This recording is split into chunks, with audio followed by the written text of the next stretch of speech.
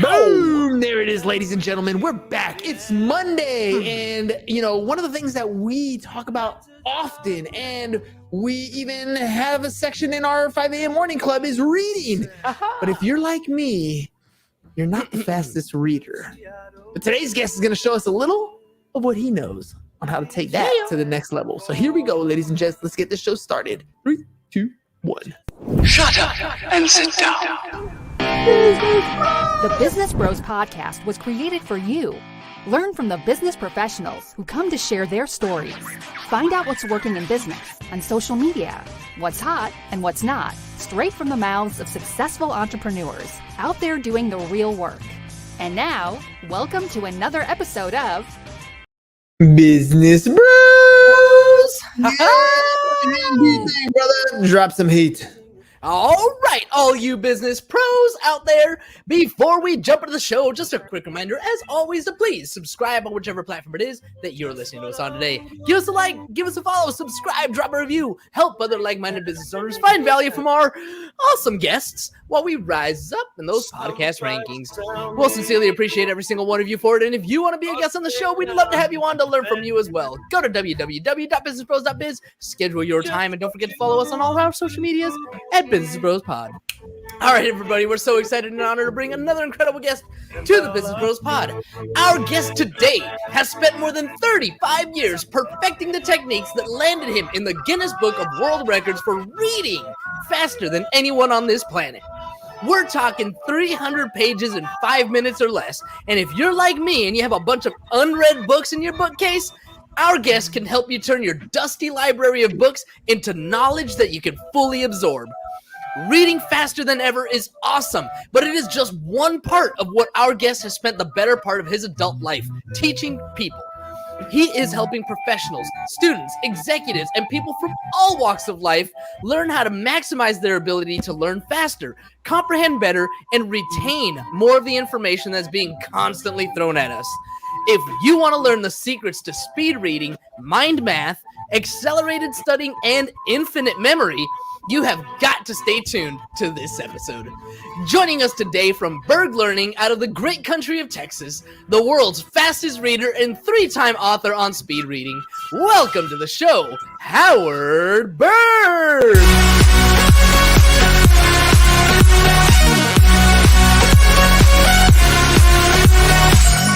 All right, Howard, welcome to the program. I know you've been on a podcast tour lately, but 3 minutes in, what do you think of the show so far? I'm really enjoying it. Just when I'm in Florida, we moved from Texas a year ago, but we weren't. We moved. But you got to link. You got to update your LinkedIn.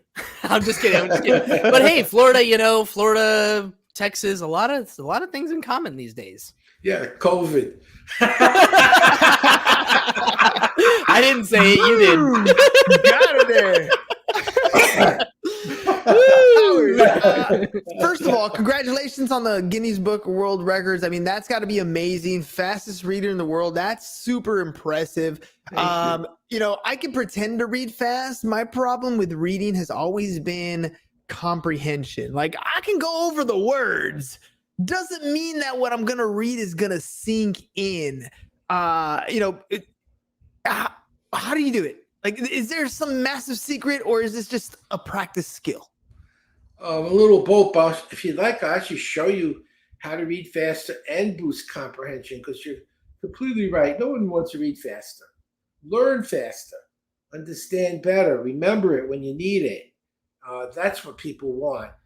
You could read a book slowly and still have no idea what you read and be unable to use it. People do that all the time.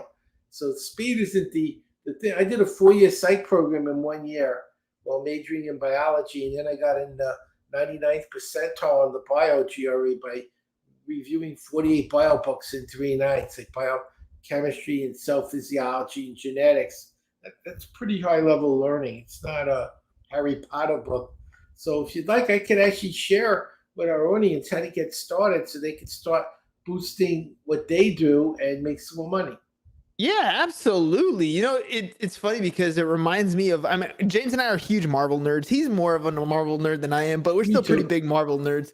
Yeah. And it reminds me of when they send Tony all this information on the like they just send him a whole portfolio of stuff, and he's the only one that quote unquote did the reading. Him and Bruce Banner. But it's trippy because for them, they have a photographic memory. Like for them, they flip pages, they remember everything, they pull information, no problem. You're talking about not only reading quickly, you're going to show us how to do that, but to retain and to be able to pull that information at will, right? I'll teach you that too. All right, how do we do this? How you want to do this? Let's go step one, reading faster. Okay, and then we'll go to comprehending better, and then we'll go to retaining, because those are all three different skills, but really significant. Most speed reading programs don't work because they're focusing on speed, and that's not what people want. It's important to read faster, but not if you don't understand and remember it, then it's completely useless information. So I'll start with speed. So when we're done, pick a book you've read, preferably a nonfiction book, and time yourself for a minute. Use your smartphone or watch, and just read normal. Do nothing different. Go to the first chapter, read for a minute, see how far you get. Take a pen or a pencil, mark off where you finish. So you've measured, that's how far I read now. Now the magic. Go to the second chapter and take your hand and go across one line at a time from the left to the right margin with your eyes following your hand, and this is the key, as fast as you could comprehend. So as long as you know what you're reading, go quicker and quicker and quicker. And since this is a book you already understand, the only reason you don't is you're going too fast. So when you reach a point where you don't know what you're reading, that's when you hit your ceiling. Go back down just enough so the comprehension's there. And for 5 minutes, go as fast as you could comprehend, not faster and not slower. Now go back to the first chapter where you tested yourself. Time yourself for a minute, use your hand as fast as you could comprehend, and you'll go 20 to 40% further than the mark you put there in the first minute. That's step one.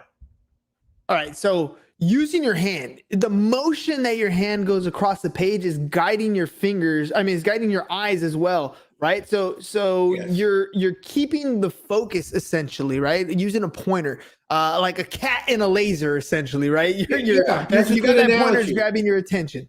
That's a good analogy. Now, you mentioned comprehension. I had a funny story about 25 years ago when MSNBC first launched.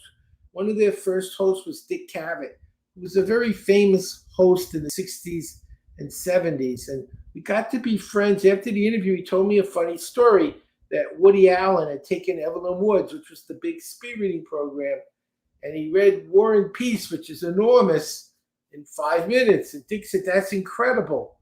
What do you remember?" And Woody said, "It's about the Russian Revolution, and that's all I remember." And that was speed reading. It was a math book. I think it's a science book. That's what you learned at high speed. Nobody wants that. So I fixed it. The guy who owned Evelyn Woods in its heyday was Maurice Thompson Jr., and he hired me to teach my system to his son. He said, "You went past speed reading, speed learning. Let me show you." What I did is I took what I learned about the brain and graduate courses in reading, and one of the key elements in comprehension is called schema. And I'm going to demonstrate specifically how it works to create comprehension. I'll read a passage with no schema.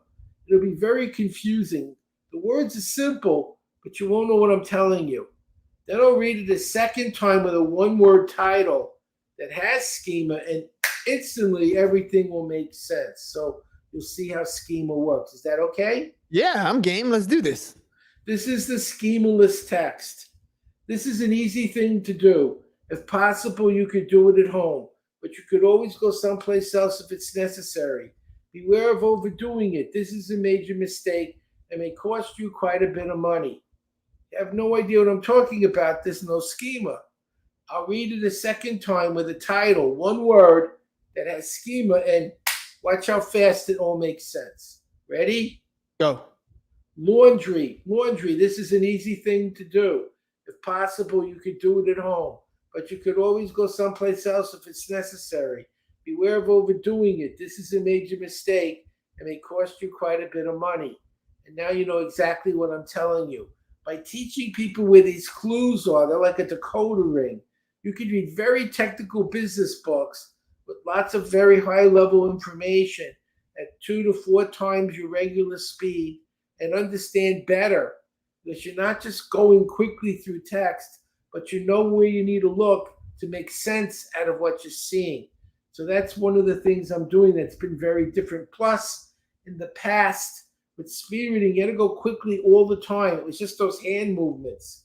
And if you slowed down to learn something you didn't know, you lost your speed. With my system, you could slow down to learn a word or an idea or a formula that was unfamiliar and immediately go back to top speed. So it fixed a lot of those problems. But the next thing you asked me, which is very relevant to what you want to know, is retention. And if you would like, I can actually show you how to start on that as well. Yeah. So, all right. Step number 1 was we're going to use our fingers and we're going to follow along as fast as we can, where we are still comprehending the words, right? So in other words, we're making sense of what's coming out. Second tip you gave for you called it schema. So for me, the way it sounded like is I'm looking for key indicators in my text that make the rest of the sentences make sense, right? So everything else is just sentence frames and segments of pieces of information that are only relevant if I know what I'm talking about, this general concept. And the way I'm thinking about it is at the beginning of a chapter, at the intro to a paragraph, at the subheadings of what I'm reading gives me a good context or some context clues anyways into what I'm about to read, so that the rest is identifying that main context, right? That's how I understood it. Did I hear you correctly? No, you're right on target. You're doing exceptionally well. Very few people get it as well as you did that quickly. So yes, you're right. So now I'm going to give you 10 things to remember. I won't show you how, and you won't be able to. Then I'll show you how. And not only will you be able to, but when we're done, I'm going to show you that it's a tool. You'll use it for the rest of your life in business. And here's a little caveat. You only remember 10% of what you read, but 90% of what you say and do. This is a tool you'll want to remember. When I ask you to say, do that, and our audience, do it with us, and it'll lock it in. And then I'll show you how to use it in business as a time saver that you'll be able to use forever. Are you ready? Go for it. I'm going to give you 10 things to remember. Pole, shoes, tricycle, car, glove, gun, dice, skate, cat, and bowling pins. I'm going to bet right now you don't know 10 things backwards and forwards effortlessly. A couple, but not all 10. Is that a fair? That's fair. You went at it pretty quick. Let me see. I'm going to go quick now, and you're going to remember it. Because I'm going to show you how. All right. Well, let me give you. Let me tell you how I would have approached this, right? So if, let's say you gave me those 10 words a little bit slower, the way I would have done it in my mind, if I'm trying to remember something, is I'll tell a story in my head, right? So like I would have been like, there's this pair of shoes that's like walking up the pole that, I would have to tell a story in my head for those, even if the story doesn't make any sense, right? Like I don't remember all the words, but if that's what I would have done to do that, try to remember it. That's another system, and it's a good system. So I'm not going to tell you you're wrong. You're not. But for what we're trying to do, you'll see the reason I'm going in a different direction. I'm going to show you the speed learner list, a little different. And this is something the ancient Greeks discovered thousands of years ago. Take a list that's hanging in your memory, and I'm going to bet you can count to 10. You already know 10 numbers. And we're going to use the numbers that are hanging in your memory to hang each of those 10 things on super quickly. So this is called pegging. What you were talking about is called linking, and that works too. It's a different approach, and it's also effective. There's no one way to learn. So when I teach people a toolbox. Say, here's what works. What you use in a subject you know well and have a good background in would be very different than something you know nothing about. Reading a science book could be different than learning a language, which could be different than reading a novel, which is different than reading the newspaper. Each of those is reading, but with a different level of expectation and level of learning. So one thing isn't going to work for everyone every time, but there is something that will. And I teach all of the things. This is one of them. So we're going to go first. The number one looks like a pole, like a flagpole or a lamp pole. It looks like the number one. Now, when I say one, you and our audience say pole. Ready? One. Oh, Good. We're on our way. Two is shoes because you wear two shoes. What's two? shoes. What was one? Pole. Getting easier. Three is a tricycle. 3 wheels on a tricycle. What's three? Tricycle. Two. Shoes. One. Pole. Good. See, it's a little different than what you described, but it's working. 4 is a car. There's 4 tires on a car. What's 4? Car. What was 2? Jump to 2. Shoes. 1. Pole. 3. Tricycle. And going fast. It's easy. 5 is a glove. How many fingers in a glove? 5. What's 5? Glove. 3. Tricycle. 1. Pole. I'm going backwards. It doesn't matter. 6 gun. When I lived in Texas, they were cowboys. They loved guns. 6 gun. What's 6? We'll say that again. What was it? 6 gun, like a cowboy. 6 gun. Six Oh yeah, gun. like a revolver. Yes, there you go. 6. Gun. 4. Car. 2. Shoes. We're almost done. 7 is lucky and dice. 7 is lucky and dice. 7. Dice. 5. Giving you a clue. Glove. 3. Tricycle. 1. Pole. Great. Rhymes work. Say 8 skate. 8 skate. What's 8? Skate. Good. 6. What did they love in Texas? Shoot 'em. Guns. 4.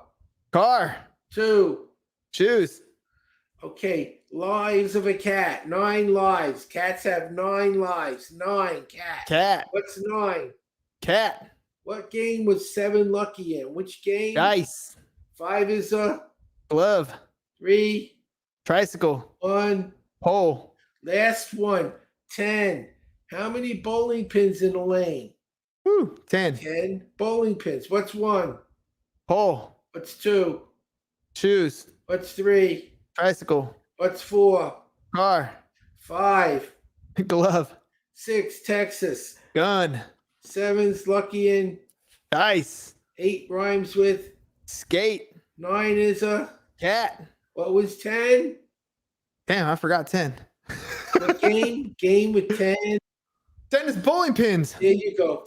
So now you've got 10 numbers. This is a system for learning numbers, speed memorizing numbers. Let me show you how it would be used in business. Let's imagine That's what I was about to ask. I'm like, that was too convenient.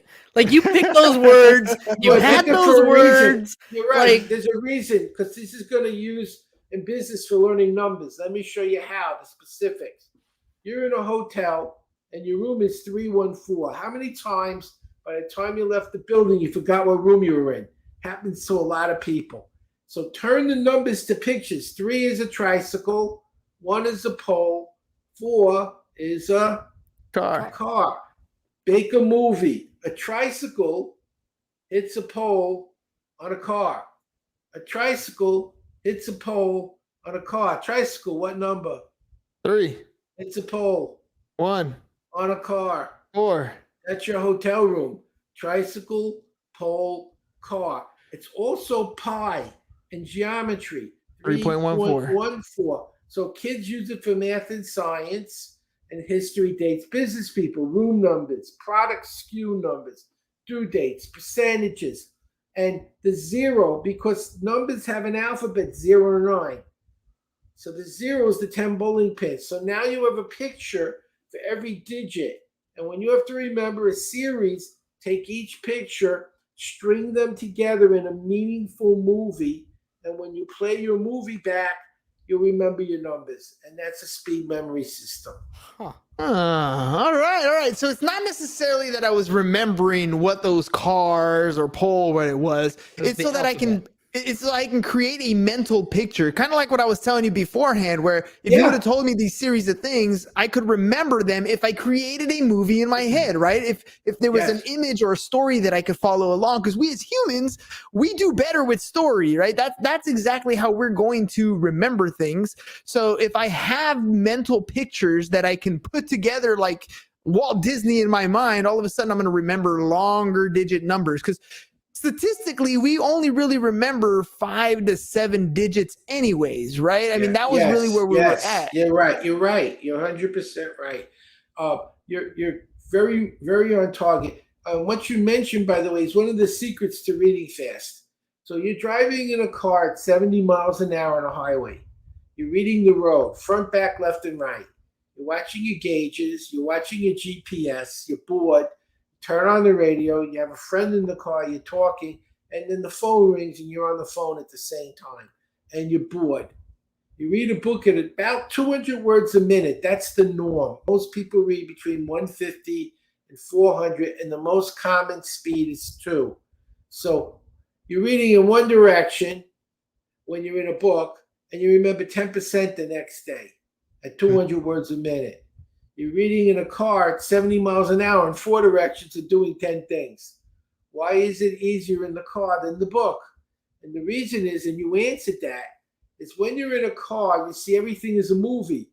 You're taking everything in analog. You're taking it in its pictures. When you read a book, it's like there's a little person in back of your head talking one word at a time. You're using your eyes to hear a book. And that's not what the eyes are designed for. Vision is analog. You see everything at once. Look at all the books behind me. If you had to read every flap on each book, it would take you hours, but you see them instantly. So vision is instantaneous. A movie, a painting, instant. Whereas sound is music. It's one note at a time. It's digital. So we're reading digitally when we're reading something analog, because the book is a picture called letters. And instead of seeing the book, we hear the book. And what I'm teaching people is how to have a more visual experience while reading. So they see the movie just like you described. And when I'm playing my movie back, like I read the healthcare bill on Cavuto, which was 1,500 pages of boring material in 50 minutes. And did a complete analysis. And what I did is I played my movie back of what the key elements were in the bill. And as I played the movie, I could see the information in the pictures in my movie I needed to convey. And that's exactly what you said. So you were right. It's all about making movies more efficiently when reading. And mama said that I was going to go blind if I stood in front of the TV too long, right? Look at that. It was a skill that I ended up learning. Now, and Howard, it's funny that you say that, because for me, reading a book has always been a struggle. I tend to fall asleep when I'm reading an actual physical book, but an audio book, I throw the audiobook on and that thing can go on for hours on end. And I feel like I comprehend a lot more. And I think it's exactly how you described. That little person in the back of my mind is hearing and turning those images, or those what I'm listening to, into images in my mind. And I'm able to recall that a little bit easier. I'm not distracted by my hands and my fingers. And I tend to increase listen to an audiobook. I listen to it in 1.5 to 2 times the speed as normal. And as I'm hearing you describe the way you're training people to do reading, it's almost like I'm already doing that on the audio sense. I've taken bits and pieces of what you're teaching people to do. I'm just applying that to the audiobook version. When you're reading text, when you read something super, let's say, just call it super boring, like a bill written by a bunch of lawyers, how do you stay? What's the story that you're creating in your head? How are you keeping that focus? I mean, are you using the same type of movie strategy, or because I'll be honest, I mean, buy-in is important. To get somebody to buy in, to want to do something, that's where I think a lot of the actual progression works. That's where they're going to learn something. But if it's something boring that I don't want to read, I got a lot of students who are, taking chemistry, they don't like chemistry, taking math, they don't like math. How do I get them to succeed at something like that when they don't have buy-in? You brought two things up. I'm going to address both of them. One is more people today are not reading physical books. They're watching podcasts. They're listening to audio books. They're watching videos. Or if they are reading a book, it's more likely on a Kindle or an iPad or a computer screen than a physical book, because that's the nature of today's world. So I designed a new program, which is free in my regular program. It's included on how to use e-readers and how to learn all these electronic things. So let me show you one of the ways to do that. And then I'll answer your other question, which is how do you stay focused and attentive in boring material, which is really EQ, emotional intelligence. So first, learning in general, no matter what media. So when you're taking notes, generally speaking, you're taking notes on what you're learning. That's what people take notes on. Unfortunately, that's only 1/3 of the information you could learn. Can I show you a way to triple the amount of information you get when taking notes? Hell yeah, please do. So take a word processor and set up a 3-column table. Okay? The first column is what you normally would write, what you're learning. That's what most people's notes are. Now, the second column, this is big, is the meta program. What does that mean? What did the speaker or the writer do that made you go, wow, that's interesting. I really like that. That was great. Whatever they did to convey that fact that got you interested, entertained, excited, you can do that when you speak. You can do that when you write. You've learned a strategy for communicating effectively that gets people to go, wow, that was really great. It's a different type of information that you might be conveying, but you're using the strategy that makes people go, that's wonderful. I love what you just did and how you did it. So that's column 2. What are you seeing them do that gets your attention, that makes it interesting, that wows you, gives you that wow state? Now, the third column, this is very big. How will you use what you just learned? So imagine, I'm good friends with Dan Kennedy. You probably know he's one of the great marketing geniuses of all time. I used to lecture with Zig Ziglar and Dan a lot on stage. Ooh. And so if you go into a Dan Kennedy seminar and he showed you a new marketing concept, and I'm looking and going, I can double my sales if I do what he just showed me. So in the third column, I write down specifically what I intend to do when I get home to use what I just learned to double my sales. And what do you think I'm going to do when I go home? I look at that third column of all the things I intended to do to use the information I learned, and I'm going to use at least 1 to 5 things every day. And the big win here is when I'm doing it, not reading or listening, but when I'm doubling my income, doing what he taught me. Do you think I have to study that again? No. My income goes up 100%? No. So it's when you do things that you really learn. Watching, listening, that's good. It's a step. It's a stage. Applying, taking an action with the information is where it locks itself into your memory and becomes part of who you are. So those 3 columns, what you're learning, what they did to make it entertaining or interesting, and how you'll apply that in your business to make more money. That's a big win. Now, the other question you asked me was the EQ question. How do you avoid getting tired or bored or inattentive to information that you have absolutely no interest in? And that's really an emotional intelligence issue. And I'm going to actually show you how to create states. I was training the U.S. Special Forces at Fort Bragg just before COVID hit. I also trained the Royal Thai Army in Bangkok and the Canadian Special Forces in Toronto. They're very well trained, but often when they'll go on a mission, they're awake 3 or 4 days in a row. And if they don't remember what they learned because they're tired, they can get killed.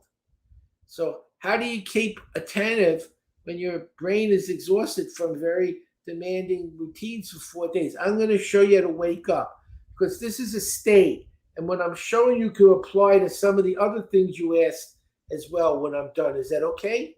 That's good. So we know the left side of the brain controls the right. We know the right controls the left. So I'd like you to do this with me. Take your left hand and touch your right shoulder, and then your right hand and touch your left. Alternate. So it's like the Macarena without the music. Now, ideally, we should stand, but we're in front of microphones, so it wouldn't make sense for us to stand right now. For our audience, you'll get a better outcome if you stand. Take your left hand, and you can do this seated, by the way. Take your left hand, touch your right knee. Take your right hand, touch your left knee. And if you're standing, the knee's going to move. So both sides of your brain are doing something. Now, grab your thumb, like I am, in your hand, like you're making a fist with your thumb in it, and say this like you mean it. I feel great. I feel great. Yes, Yeah. That's great. I like that. That's good. Some people go, I feel great. And that's how you're going to feel. Yeah. You gotta mean it for real. I feel great. You're right. You got to be real.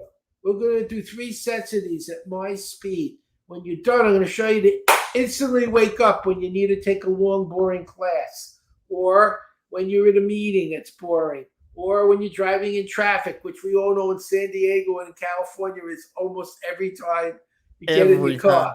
Every time. I grew up in Brooklyn, so I know traffic. So we're going to do this together. Are you ready? Yeah. 1, 2, 3, 4, 5, 6. Knee taps. 1, 2, 3, 4, 5, 6. How do you feel? I feel great. Yes, you're really good at this. We're going to do it another time. A little faster. You ready? Starting with the shoulder taps. 1, 2, 3, 4, 5, 6. Knees. 1, 2, 3, 4, 5, 6. How do you feel? I feel great. Yes. This time as fast as you can. And when you're standing, stay away from a table so you don't bang your knees. Ready? 1, 2, 3, 4, 5, 6. 1, 2, 3, 4, 5, 6. I feel great. Feel great. Yes. Yeah. And you know what happens when you do this 3 times? Nothing. Now, you probably would like something, so let me share that works. Remember Pavlov? He rang a bell. That's our Rotary bell. I'm the president of my club. You can see the banner behind me. Salivate. He rang a bell. He fed a dog. He rang a bell. He fed a dog. He rang a bell, and the dog drooled. You don't want to drool. You do want to feel great. The latest studies show habits take 90 days to form, not 30.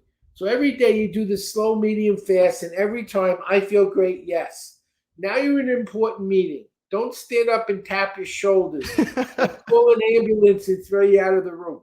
Grab your thumb and say to yourself, I feel great, yes. That's your bell.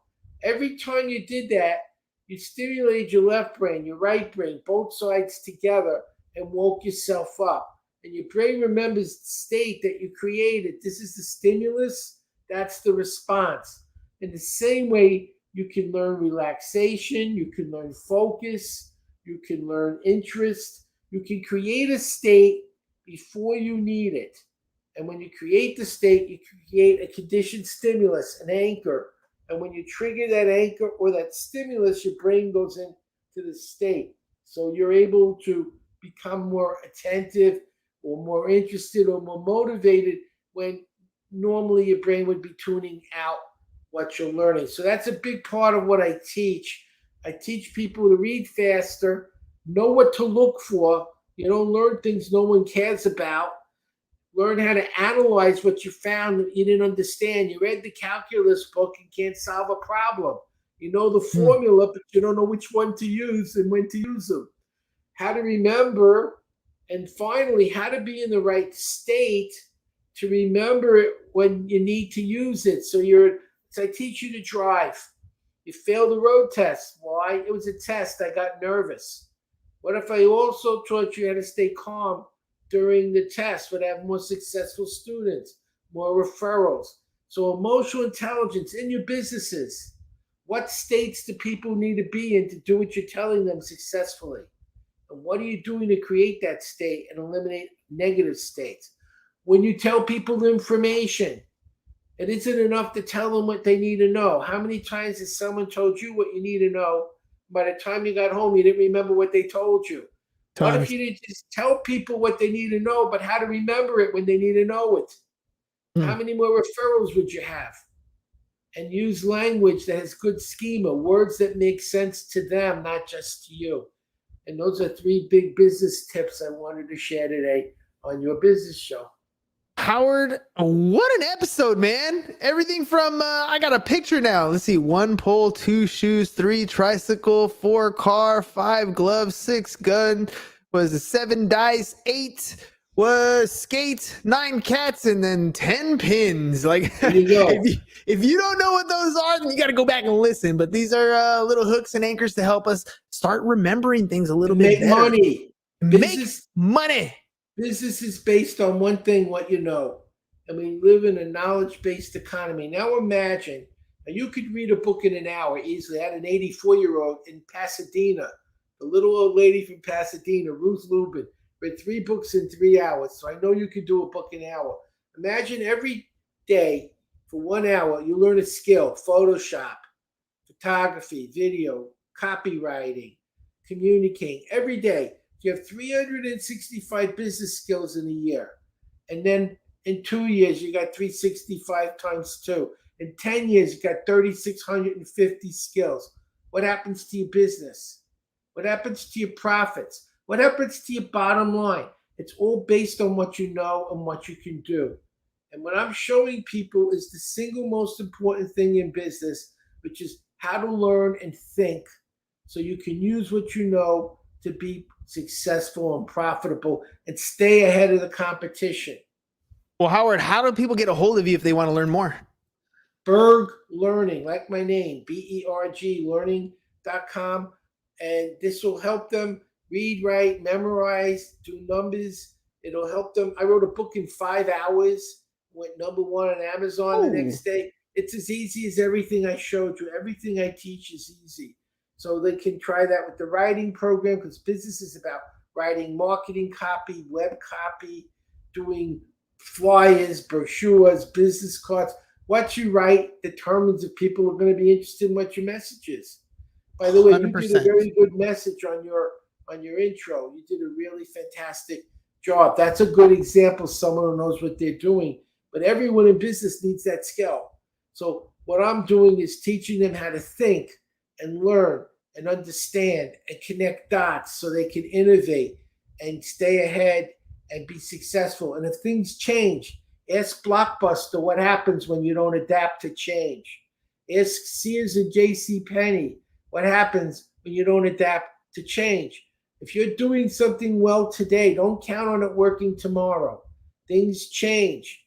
Businesses have gone under that have been successful for decades because they didn't keep up with the changes going on around them. Don't get complacent and think because you're making money today, it'll work in 10 or 20 years from now. The people who will succeed are the people who can learn and change quickly when things change. Like I just made a program on how to do ebooks and how to learn verbally and audio programs and visual programs, because that's the world we're in. People don't just read books anymore. And if I didn't do that, I'd be a dinosaur. I'd have 10 people who read physical books, get my program. But now I'm appealing to everyone who has to learn in any medium. And that's really what you need to do in your business. You have to change as things change or you go out of business. That's the bottom line today. You are 100% right, and I couldn't have said it any better myself, ladies and gentlemen. I grew up in the G.I. Joe era, and they said knowledge is power, right? Like, that's it, right? Knowing is half the battle. G.I. Joe's got it right. It's half the battle. Now, if you can pull that knowledge out when you need it, if you can acquire new knowledge as fast as you're getting it, then you have the keys to success. And I love how you put that, the 3 columns that we learned today. I mean, just that very last column to put into action. Because look, ladies and gentlemen, you're going to learn a lot of stuff. You learned something in the last 40 minutes of this episode. There's a lot of stuff you learned. And if you don't take action, then it's just going to be a waste of information that's just sitting in some hard drive, living in your brain somewhere. Put it into action. Howard, thank you very much for being on the show, ladies and gentlemen. One more time, berglearning.com. If you guys want to learn how to read faster, get yourself in a position where you're reading the information, keeping that information, retaining it, and using it as easy as you want, berglearning.com. And if you guys want to be on the show, you need help with your marketing material, businessbros.biz. Howard, thank you very much for being on the show. And ladies and gents, we'll see you guys all mañana. Peace. And we're out. Thank you for listening to the Business Bros Podcast. Are you looking to get more clients or to increase your income? Hernan, the business bro, can help you generate referrals through the power of podcasting. And James, the insurance bro with Pipeline Insurance, can help you effectively add insurance to your existing business. If you are ready to create wealth today and generational wealth for tomorrow, email businessbros@siasfirst.com to schedule a free consultation or join the Business Bros Network, www.businessbros.biz.